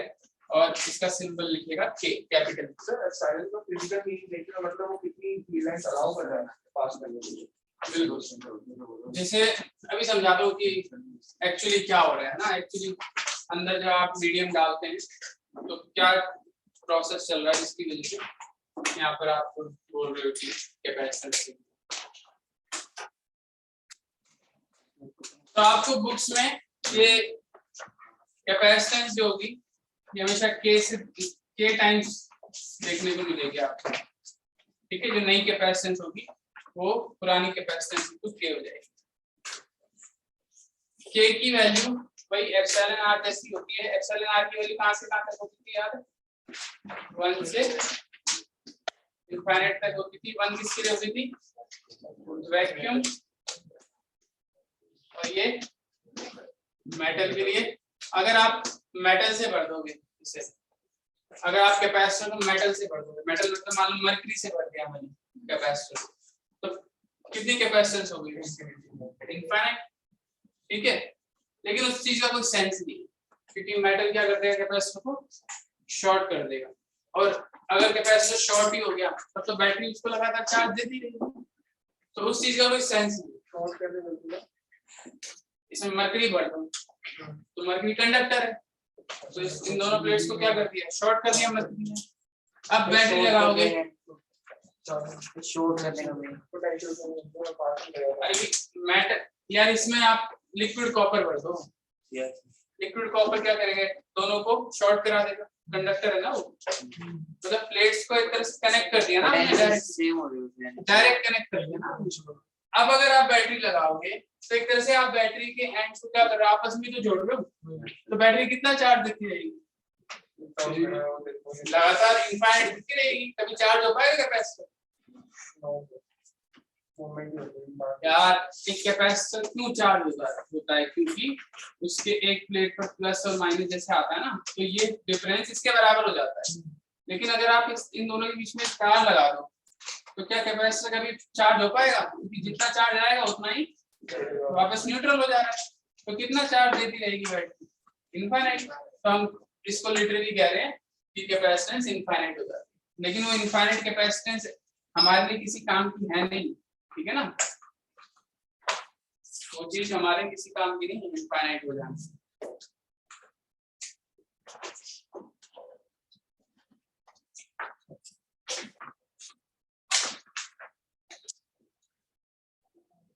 तो आप तो अभी याद रखो, कैपेसिटेंस के टाइम्स हो जाती है जब भी हम किसी मीडियम को कैपेसिटर इसमें फिल करते हैं, ठीक है? Yes sir.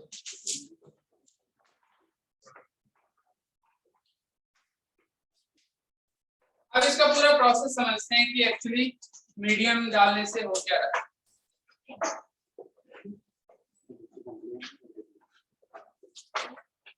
देखो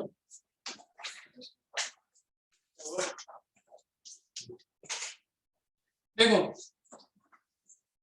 मान लो एक ग्लास स्लैब है ना? ग्लास की कोई एक इंसुलेटर है और उसे हम कैपेसिटर के बीच में डाल सकते हैं।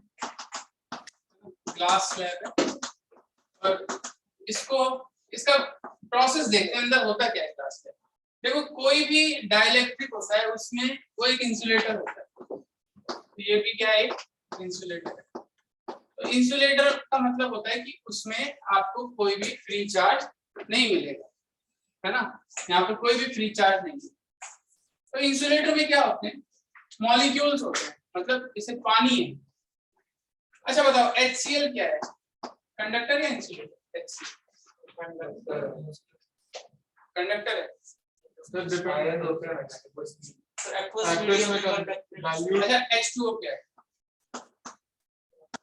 Conductor, insulator. प्योर H2O का मतलब है प्योर, यार मैं इंसुलेटर डाल रहा हूँ। क्या है? इंसुलेटर। HCl क्या है?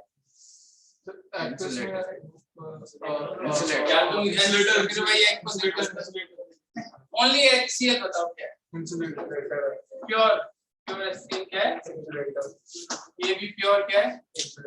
इंसुलेटर। मतलब इसका मीनिंग ये है कि अगर आप इसमें चार्ज ढूंढोगे तो आपको नहीं मिलेंगे चार्जेस। क्यों? क्योंकि वो चार्जेस फ्री नहीं है, बॉन्ड बना रखे उन्होंने। इसमें बस क्या पार्शियल चार्जेस हैं और वो भी इन पर बाउंडेड हैं, मतलब इनसे जुड़े हुए हैं पार्शियल चार्जेस। हमेशा आपको चार्ज मिलेगा प्लस माइनस के पेयर में। यहाँ भी हमेशा चार्ज कैसे मिलेगा आपको? प्लस माइनस के पेयर में मिलेगा। जब भी चार्ज आपको फ्री ना मिले, प्लस माइनस के पेयर में मिले, है ना? तो ऐसी चीज कभी भी करंट को कंडक्ट नहीं करा सकती, क्योंकि इस पेयर को आप चलाओगे कैसे? ये पेयर चल नहीं सकता, ठीक है? क्यों नहीं चल सकता? क्योंकि आप इसे इमेजिन करो ये डाइपोल है कि नहीं, ये डाइपोल। तो डाइपोल को आप चला सकते हैं,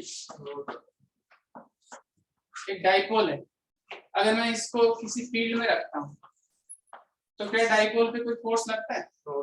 इस पर नेट फोर्स कितना लगता है? 0। ऐसे ये क्या एक मॉलिक्यूल है, एक क्या डाइपोल है, तो डाइपोल को चलाया जा सकता है? नहीं, डाइपोल को बस घुमाया जा सकता है। जैसे इस डाइपोल को, अगर ये डाइपोल ऐसे रखा होगा तो फील्ड लगा के इसको घुमाया जा सकता है फील्ड की तरफ। ऐसे इस मॉलिक्यूल को भी फील्ड लगा के घुमाया जा सकता है। जैसे मान लो, चलो HCl ही ले लेते हैं, तो HCl में क्या होंगे, ऐसे डाइपोल्स होंगे। तो मैं ऐसे क्यों बना रहा हूँ इन्हें, क्योंकि ये किसी भी तरफ हो सकते हैं, है ना, ये डाइपोल्स होते हैं। हर HCl का मॉलिक्यूल एक डाइपोल है। तो जब आप बाहर से फील्ड लगाएंगे ना, अभी तो कोई एक्सटर्नल फील्ड नहीं है ना, एक्सटर्नल फील्ड कितना है अभी? 0 है। तो ये कैसे अलाइन है, ये सारे उल्टे सीधे, जैसे भी अपनी मर्जी से अलाइन है, रैंडम अलाइनमेंट बोलते हैं, रैंडम अलाइनमेंट। और रैंडम अलाइनमेंट से क्या होता है, आप ओवरऑल इनका इफेक्ट कैंसिल हो जाता है, ठीक है। नेट इफेक्ट क्या है? 0 है रैंडम अलाइनमेंट से। क्लियर है? अब आपने बाहर से ताकत लगाई, बाहर से फील्ड लगाया,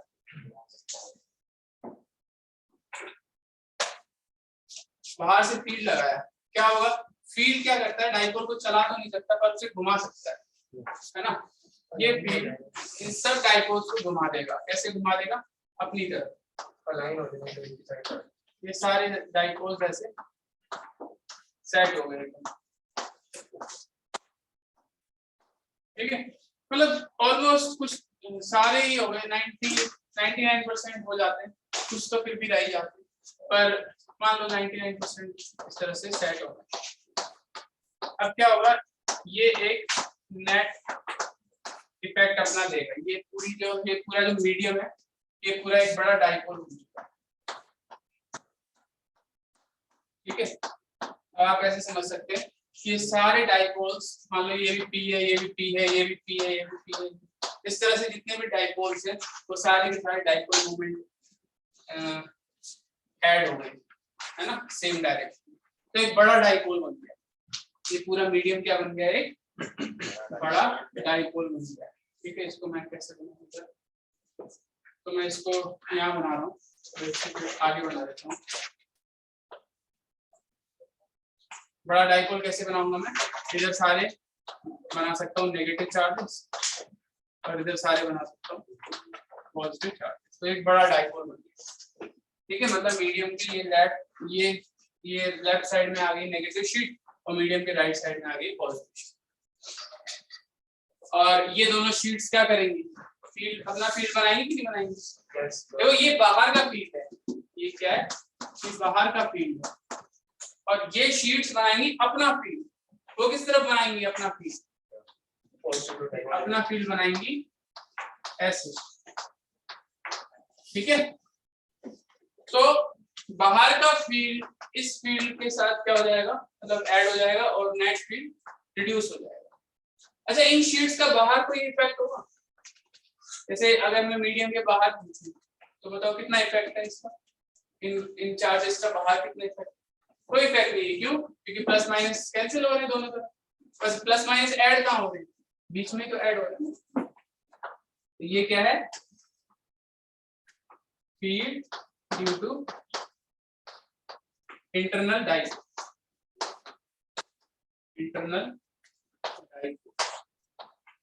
तो क्या होता है, अंदर के डाइपोल अपोजिट डायरेक्शन में फील्ड बनाने लगता है जब बाहर से फील्ड लगाया जाता है। इस फील्ड को अगर आप दोबारा बंद कर दो, स्विच ऑफ कर दो, तो फिर से ये अपने दाग के 3 बार वैसे ही हो जाएंगे जैसे अभी, ठीक है। लेकिन आप जैसे ही चालू करते हो, जैसे ही ऑन करते हो इस फील्ड को, सारे के सारे तुरंत अलाइन हो जाएंगे, ठीक है ना। जैसे जब मैं क्लास से निकल जाऊंगा तो आप लोग तबाही मचा दोगे, लेकिन अभी मैं क्लास में हूँ तो आप लोग अलाइन हो, है ना। थोड़े बहुत कुछ तो अभी भी नाटक कर रहे हैं, पर ज्यादा अलाइन है ना, ऐसे ही होते हैं। तो मैं फील्ड हूँ, है ना? तो आप सब वैसे तो मेरा अपोज ही कर रहे हो, मेरी तरफ मुंह करके बैठे हो, मैं आपको फील्ड दे रहा हूँ ऐसे, और आप सब अपना फील्ड बना रहे हो इस तरह से। तो ऐसे ही सारे डाइपोल्स होते हैं जो अपना फील्ड ऑपोजिट बनाते हैं बाहर के फील्ड से। ठीक है, जैसे ही फील्ड बंद हो जाता है वैसे दोबारा नेट फील्ड 0 हो जाता है अंदर का। ठीक है, और वो सब रैंडम होता है। ये पूरा इसका प्रोसेस है डायरेक्टिव। इस चीज को पूरी थ्योरी लिखेंगे, पहले ये बना लो, है ना, फिर इसका थ्योरी लिखा। क्या टॉपिक सर मतलब आपने सारी इसकी थ्योरी को पढ़ा दी कि कैसे हो रहा है, फील्ड हो रहा है, इससे कैपेसिटर कैसे बनता है? Internal mechanism of dielectric, internal mechanism of dielectric.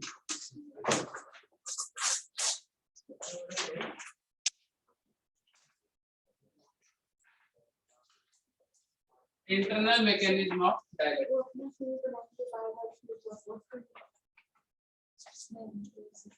देखो चाहते नहीं अपोज करना, लेकिन वो सेट ही इस तरह से हो जा रहे हैं कि अपोज ही करते हैं। हाँ, जैसे आप वो भी इमेजिन कर सकते हो, जैसे अगर कंडक्टर होता ना तो ये पूरा एग्जैक्ट फील्ड बन जाता। इंटरनल मैकेनिज्म ऑफ डाइलेक्ट्रिक्स, ठीक है, अभी बना लो और फिर लिखवा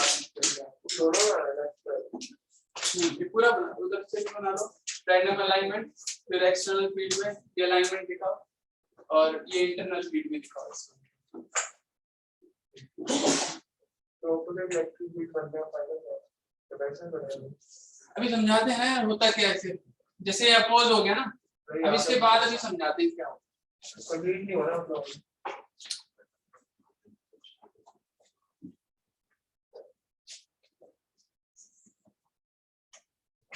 मीडियम क्या लिया था?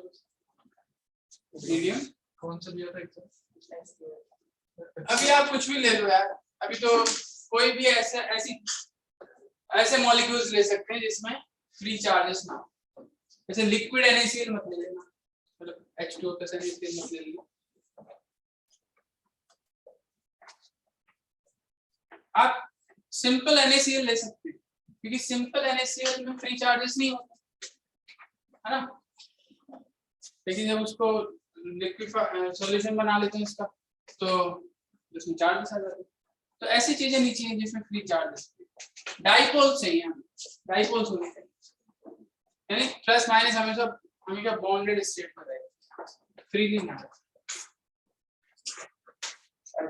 NaCl ले सकते हैं। हाँ, NaCl ले सकते हैं आप, उसमें भी Na और Cl बॉन्डेड होते हैं हमेशा, फ्रीली तो नहीं चल सकते, क्योंकि NaCl प्योर फॉर्म में होता है तो सॉलिड होता है वो, जब तक आप इसका सॉल्यूशन नहीं।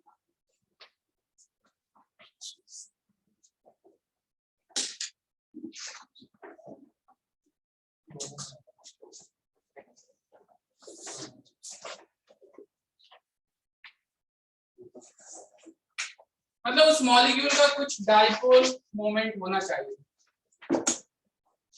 आइडिया ये है।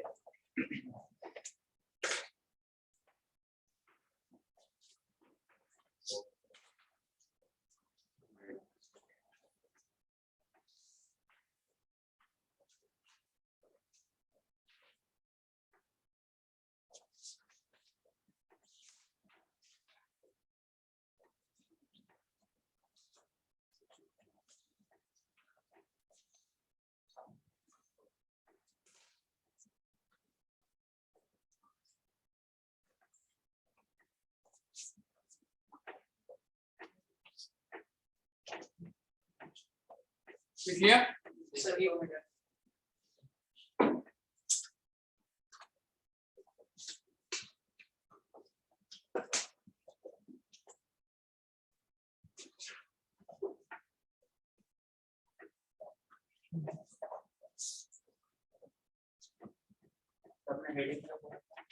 Internal mechanism of dielectric.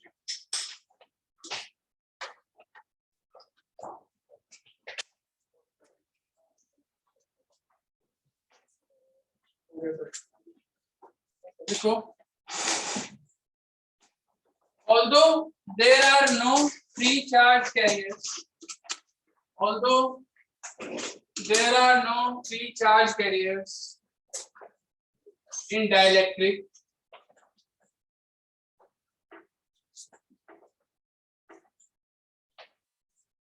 but there is some, although there are no free dielectrics, there are no free charges in dielectrics, but still molecules do have some dipole moment, but still molecules do have some dipole moment.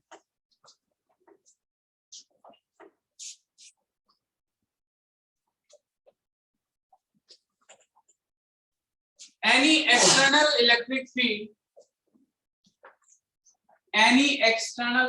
field cannot move these dipoles from their position. Any external electric field cannot move these dipoles from their position.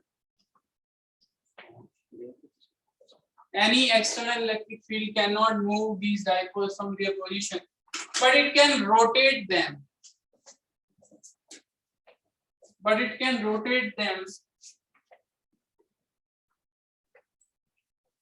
Along its direction.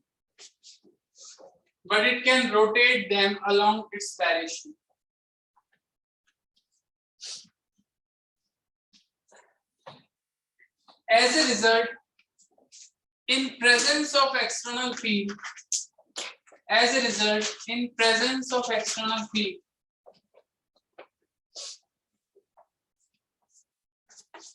almost all molecules align themselves. As a result, in presence of external field, almost all molecules align themselves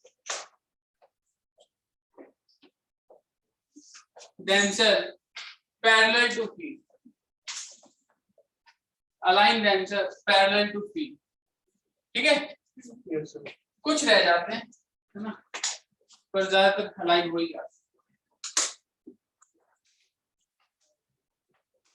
देखो, effectively this alignment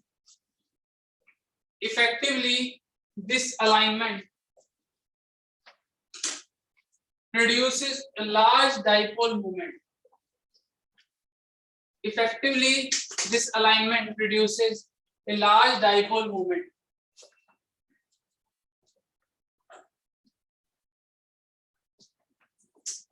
And the sheet and the slab of dielectric has two effective layers of positive and negative charge, and the slab of dielectric has two effective layers of positive and negative charge.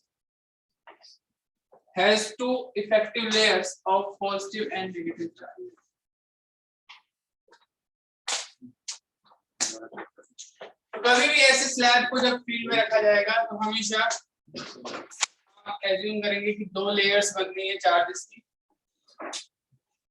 ठीक है। कोई भी dielectric है और इसे external field में रखा जा रहा है, इससे आप एज्यूम करेंगे कि यहाँ पर इस तरह से प्लस और माइनस की इफेक्टिवली लेयर बन गई। ये कोई चार्जेस नहीं है, ये बस हम इफेक्टिव लेयर मान रहे हैं डाइपोल्स की वजह से, ठीक है। एक बड़ा डाइपोल बन गया, एक प्लस की शीट और एक माइनस की शीट ऐसे बन गया, और ये अपना फील्ड ऐसे अपोजिट डायरेक्शन में रिड्यूस कर रहे हैं, ठीक है। तो देखो इसका कोई बाहर इफेक्ट नहीं है, इन शीट्स का, ये शीट्स जो है इनका कोई बाहर इफेक्ट नहीं है, ठीक है। बाहर का फील्ड अभी भी कितना है, जो आपने लगाया मतलब एक्सटर्नल, बाहर का फील्ड अभी कितना है जो आपने लगाया मतलब एक्सटर्नल, ठीक है।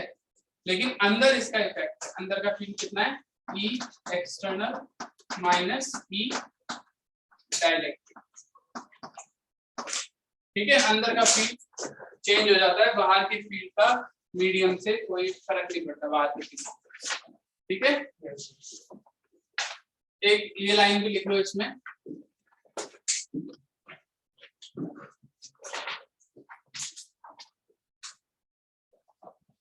slab can only change electric field, slab can only change electric field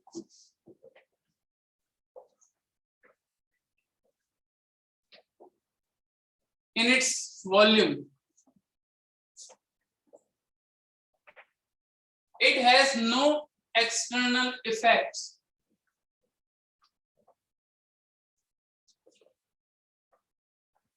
It has no external effects. And outer field remains same. Field से बाहर क्रॉस नहीं करेगी मतलब स्लैब। आप कुछ सोचो ना, जैसे प्लस और माइनस की लेयर है, तो अगर इसके लेफ्ट साइड में देखूं तो इसका कितना फील्ड है प्लस और माइनस का, 0। इसके राइट साइड में देखूं तो प्लस और माइनस का कितना 0। तो कौन सा फील्ड बचा उस बाहर, एक्सटर्नल बचा, और इसके बीच में क्या है ये माइनस, ठीक है। तो बीच में फील्ड कम हो जाता है।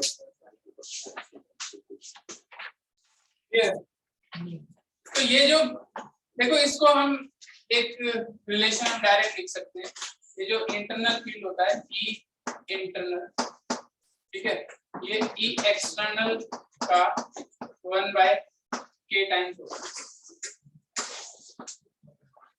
ये चीज आप डायरेक्ट लिख सकते हैं।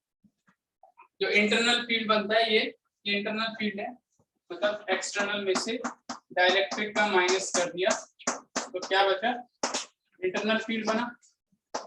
तो ये इंटरनल फील्ड एक्सटर्नल का 1/k टाइम्स, k क्या है इसका डाइलेक्ट्रिक कांस्टेंट या रिलेटिव करंट।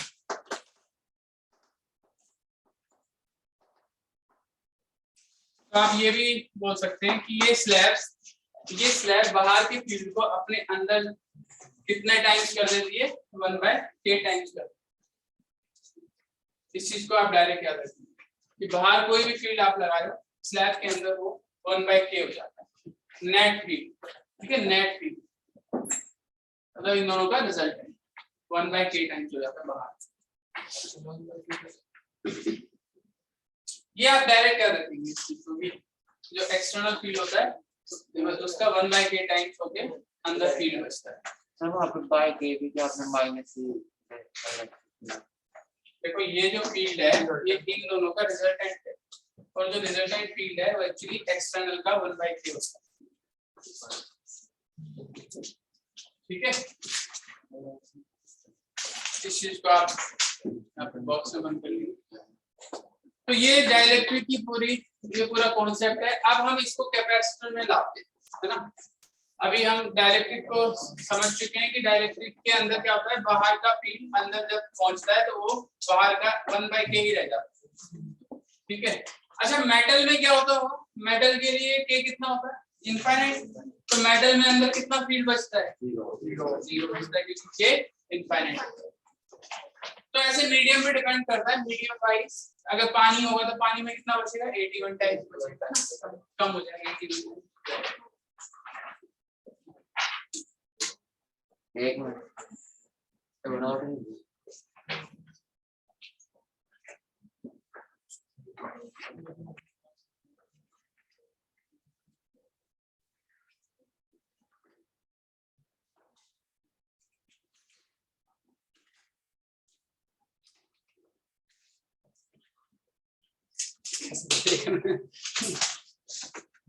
चलो बाय, कल पढ़ेंगे।